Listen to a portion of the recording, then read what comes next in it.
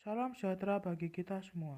Perkenalkan, kami dari kelompok 8 ingin mempresentasikan materi tentang planning capacity. Sebelumnya, kami ingin memperkenalkan anggota kelompok kami. Yang pertama, Vincenzius Brian, yang kedua, Dominikus Chandra, yang ketiga, Daniel Satria, yang keempat, Komang Arista, yang kelima, Anselmus Adaru, dan yang keenam, Kevin Mercy. Kami berharap setelah menonton video ini, teman-teman sekalian bisa memahami tentang apa itu planning capacity. Yang pertama yang akan kita bahas adalah apa sih itu kapasitas? Kapasitas adalah hasil produksi atau volume pemrosesan atau throughput atau jumlah unit yang dapat ditangani, diterima, disimpan, atau diproduksi oleh sebuah fasilitas pada suatu periode waktu tertentu. Bahwa dalam memproduksi suatu produk yang akan dijual di pasar, maka seorang manajer operasional harus bisa memprediksi berapa jumlah produk yang diminta pasar melalui perencanaan kapasitas, dengan tujuan agar tidak terjadi kekurangan atau kelebihan produk di pasar, sehingga tidak menimbulkan kerugian bagi perusahaan. Selanjutnya kita akan membahas tentang 3 perspektif tentang kapasitas. Yang pertama adalah kapasitas desain. Kapasitas desain adalah tingkat output maksimum atau kapasitas layanan dari suatu operasi, proses, atau fasilitas. Kapasitas desain juga dapat dikatakan sebagai output maksimum ideal yang tidak dimiliki output cacat atau rusak. Yang kedua adalah kapasitas efektif. Adalah kapasitas desain yang dikurangi dengan jumlah unit yang cacat, waktu perawatan, dan kapasitas yang hilang akibat pergantian model yang menggunakan fasilitas produksi yang sama. Yang ketiga adalah output aktual. Output aktual adalah output nyata yang dihasilkan oleh fasilitas produksi, biasanya tidak melebihi jumlah kapasitas efisiensi, namun harus diusahakan sedapat mungkin untuk mendekati atau sama dengan kapasitas efektif. Apa sih itu perencanaan kapasitas? Perencanaan kapasitas adalah penentuan kebutuhan kapasitas masa depan yang sebagian besar didasarkan pada permintaan pada masa yang akan datang. Jika permintaan barang dan jasa dapat diramalkan dengan tingkat ketepatan yang memadai, penentuan kapasitas dapat langsung dilakukan. Dalam industri manufaktur, kapasitas diartikan sebagai jumlah yang dapat diproduksi oleh mesin dalam suatu ukuran waktu. Selanjutnya kita akan membahas tentang perencanaan kapasitas yang dapat dilihat dari 3 horizon waktu yang berbeda. Yang pertama adalah kapasitas jangka pendek, yang kedua kapasitas jangka menengah, dan yang terakhir kapasitas jangka panjang, yang akan dibahas satu persatu pada slide selanjutnya. Kapasitas jangka pendek. Kapasitas ini biasanya memiliki jangka waktu hingga 3 bulan, dan perhatian utama terletak pada penjadwalan tugas, karyawan, dan lain-lain. Keputusan perencanaan mencakup alternatif-alternatif seperti kerja lembur, pemindahan personalia, penggantian routing produksi. Kapasitas jangka menengah. Kapasitas ini biasanya memiliki jangka waktu hingga 3-18 bulan yang akan datang. Dalam hal ini, kapasitas juga bervariasi karena alternatif-alternatif seperti penarikan tenaga kerja, pemutusan kerja, peralatan-peralatan bukan utama. Kapasitas jangka panjang. Kapasitas ini biasanya memiliki jangka waktu lebih dari 1 tahun, di mana sumber daya produktif memakan waktu lama untuk memperoleh atau menyelesaikan, seperti bangunan, peralatan, atau fasilitas. Perencanaan kapasitas jangka panjang memerlukan partisipasi dan persetujuan manajemen puncak. Opsi untuk menyesuaikan kapasitas. Yang pertama, cakrawala waktu. Perencanaan jangka panjang. Merencanakan proses produksi baru. Menambahkan atau jualan yang sudah ada. Jangka panjang peralatan. Memperoleh atau menjual fasilitas. Dapatkan pesaing. Perencanaan jangka menengah atau perencanaan agregat. Kontrak tambahan. Menambah atau menjual peralatan. Menambah atau mengurangi shift. Bangunan atau gunakan inventaris. Lebih banyak atau lebih baik pelatihan. Menambah atau mengurangi personel. Yang ketiga, perencanaan jangka pendek atau penjadwalan. Jadwalkan pekerjaan, jadwalkan personil, alokasi mesin. Kapasitas desain dan kapasitas efektif. Kapasitas desain merupakan output maksimum teoritis suatu sistem dalam periode tertentu di bawah kondisi ideal. Kapasitas efektif merupakan kapasitas yang dapat diharapkan untuk dicapai oleh perusahaan mengingat bauran produknya, metode penjadwalan, pemeliharaan, dan standar kualitas. Dua ukuran kinerja sistem, pemanfaatan dan efisiensi. Pemanfaatan hanyalah persentase dari kapasitas desain yang benar-benar dicapai. Efisiensi adalah persentase dari kapasitas efektif yang benar-benar dicapai, tergantung pada bagaimana fasilitas digunakan dan dikelola. Manajer operasi cenderung dievaluasi pada efisiensi. Kunci untuk meningkatkan efisiensi sering ditemukan dalam bentuk memperbaiki masalah kualitas dan dalam penjadwalan pelatihan dan pemeliharaan yang efektif. Utilitas dan efisiensi dihitung di bawah ini. Utilization sama dengan actual output per design capacity. Efisiensi sama dengan actual output per effective capacity. Teori kendala atau Theory of Constraints (TOC). Teori kendala adalah kumpulan pengetahuan yang berhubungan dengan skala sesuatunya yang membatasi atau menghambat kemampuan organisasi untuk mencapai tujuannya. Memahami keterbatasan teori kendala melalui 5 langkah berikut. Langkah pertama, mengidentifikasi kendala. Yang kedua, kembangkan rencana untuk mengatasi kendala yang diidentifikasi. Langkah ketiga, fokuskan sumber daya untuk mencapai langkah yang kedua. Langkah keempat, kurangi efek kendala dengan membongkar pekerjaan atau dengan memperluas kemampuan. Membuat yakin bahwa kendala diakui oleh semua orang yang dapat berdampak pada mereka. Langkah kelima, ketika suatu saat kendala diatasi, kembali ke langkah 1 dan mengidentifikasi kendala yang baru. Selanjutnya kita akan membahas tentang manajemen kemacetan atau yang sering kita sebut sebagai manajemen bottleneck. Bottleneck merupakan suatu kondisi yang dapat terjadi pada kegiatan operasional suatu usaha. Secara sederhana, kondisi bottleneck atau layar botol diilustrasikan sebagai ketidakmampuan suatu unit usaha dalam mengelola sumber daya yang dimiliki dengan baik. Kondisi ini dapat terjadi karena dua faktor. Faktor pertama, jumlah bahan baku yang perlu diolah oleh unit usaha jauh melebihi tinggi daripada sumber daya manusia atau peralatan yang tersedia untuk mengolah bahan baku tersebut. Lalu faktor kedua, unit usaha tidak memiliki proses pengolahan produk yang efektif dan efisien. Henry Ford memahami bahwa sebuah area kerja yang bekerja secara berlebihan atau disebut juga dengan bottleneck dapat menciptakan hambatan atau constraint untuk output dari sistem. Lalu, ada perbedaan antara hambatan atau constraint dengan bottleneck. Hambatan atau constraint adalah sebuah sumber daya dengan beban kerja terberat. Lalu bottleneck adalah sumber daya yang tidak mampu memenuhi permintaan yang ada pada saat ini.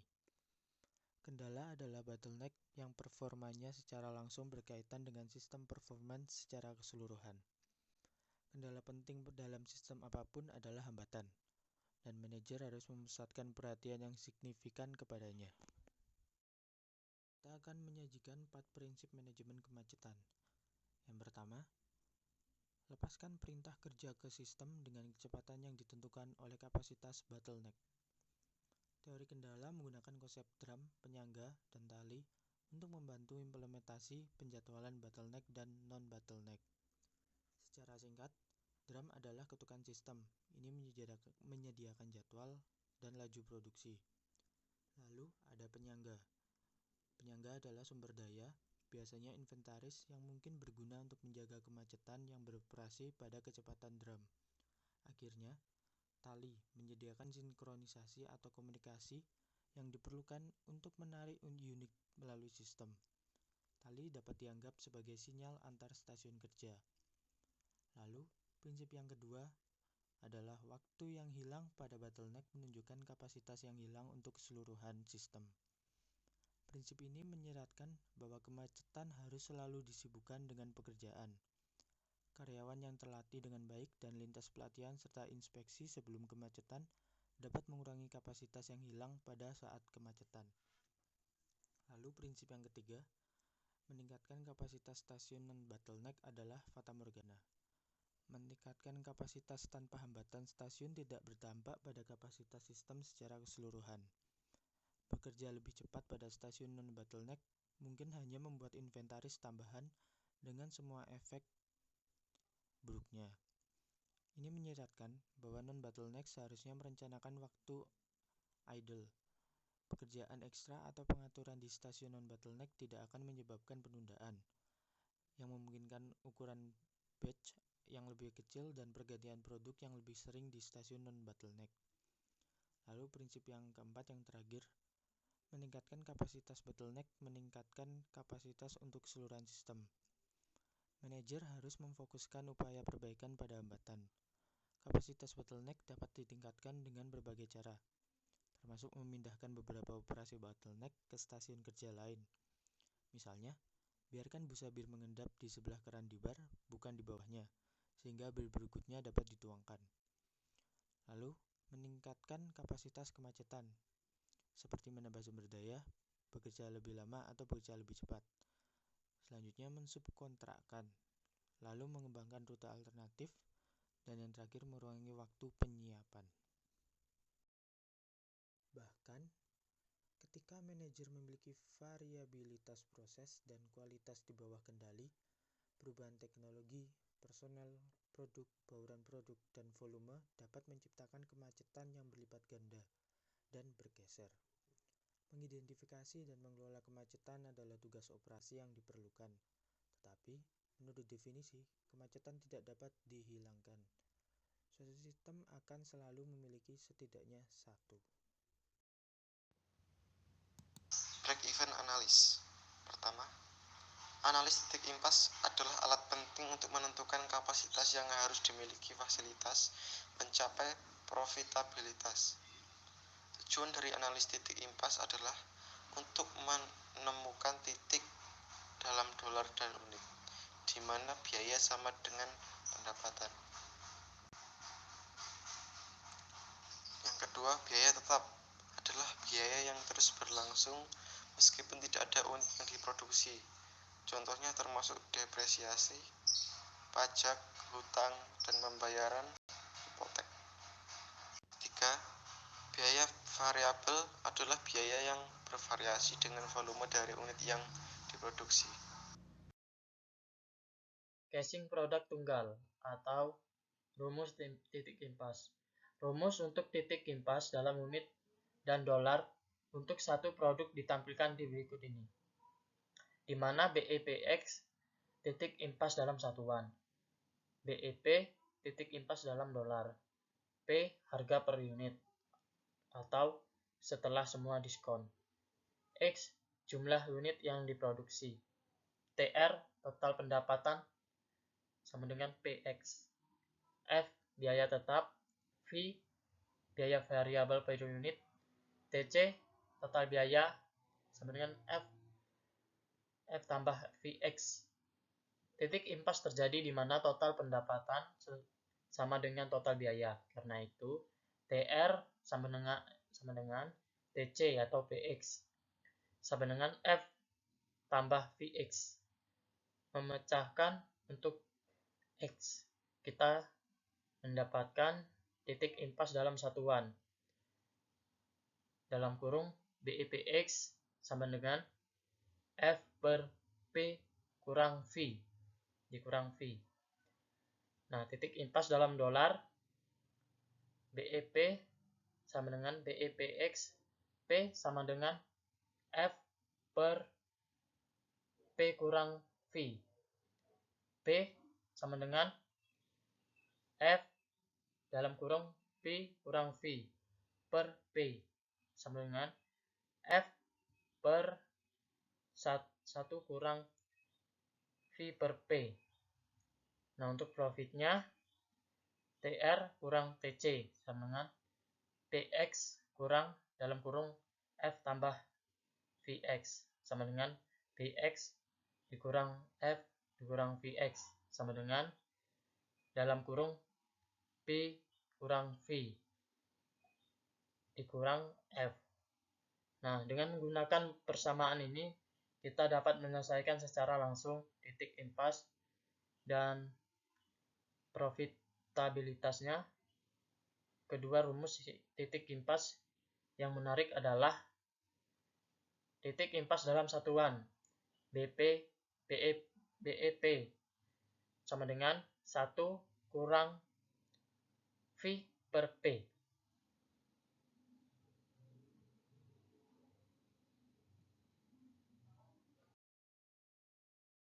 Kasus multiproduk. Sebagian besar perusahaan, dari produsen hingga restoran, memiliki berbagai penawaran. Setiap persembahan mungkin memiliki harga jual dan biaya variabel yang berbeda. Dengan menggunakan analisis titik impas rumusnya yaitu titik impas dalam dolar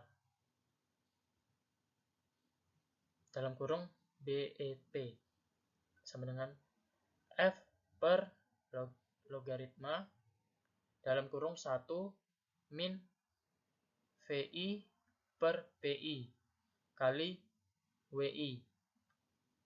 Nah, di mana V yaitu biaya variabel per unit, P harga per unit, F biaya tetap, W persen setiap produk dari total penjualan dolar, I setiap produk. Mengurangi resiko dengan perubahan inkremental. Ketika permintaan barang dan jasa dapat diramalkan dengan tingkat presisi yang wajar, menentukan titik impas dan persyaratan kapasitas bisa lebih mudah, tapi kemungkinan besar menentukan kapasitas dan cara mencapainya akan lebih rumit karena banyak faktor yang sulit diukur dan faktor-faktor seperti teknologi, pesaing, pembatasan bangunan, biaya modal, pilihan sumber daya manusia, dan peraturan membuat keputusan yang menarik.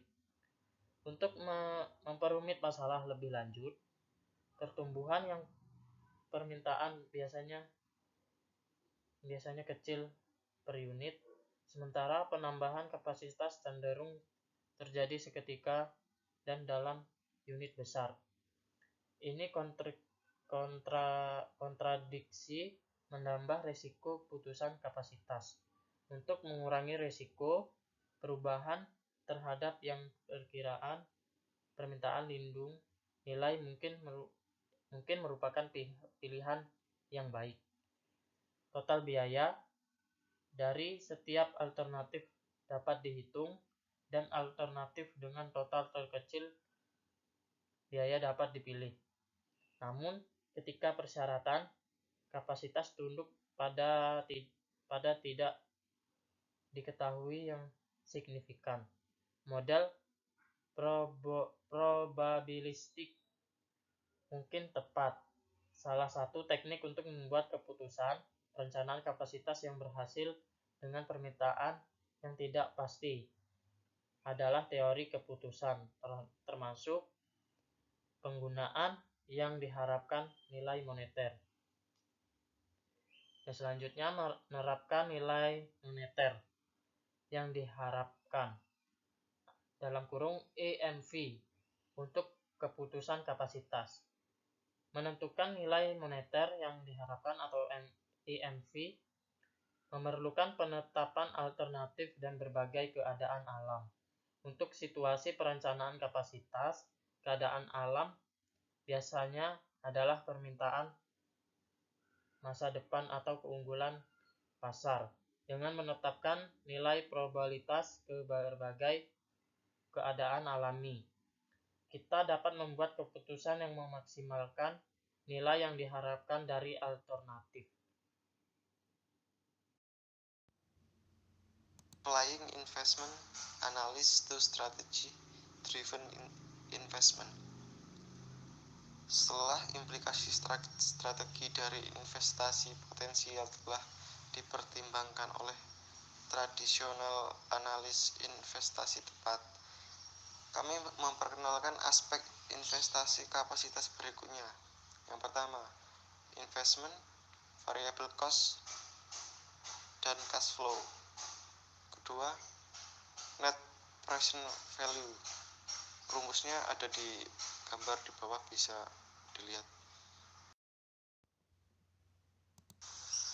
Manajer mengikat pemilihan peralatan dan keputusan kapasitas dengan misi dan strategi organisasi.